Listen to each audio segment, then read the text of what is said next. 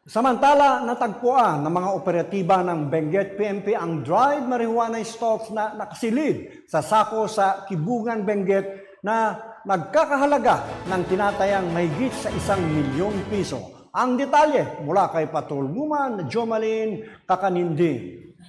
1 milyong halaga ng dried marijuana stalks na may fruiting tops na tinatayang mahigit kumulang 11,000 gramo ang nadiskubre ng mga kapulisan sa Batuan, Badeo, Kibungan, Benguet nito lamang ika-8 araw ng Mayo taong kasalukuyan.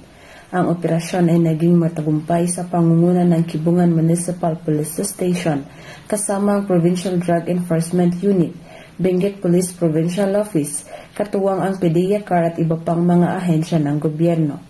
Matapos ang wastong dokumentasyon ay agad na sinunog ng mga operatiba ang mga nasabing dried marijuana stocks sa mismong lugar at kumuha ng sapat na sample para isumiti sa Regional Forensic Unit Cordillera para sa qualitative test. Isa lamang ito sa patunay na patuloy pa rin ang pagsugpo ng pambansang kapulisan sa mga iligal na tanim ng marijuana bilang pagpapaigting sa layunin kontra iligal na droga alinsunod sa isa sa pangunahing prioridad ng administrasyon.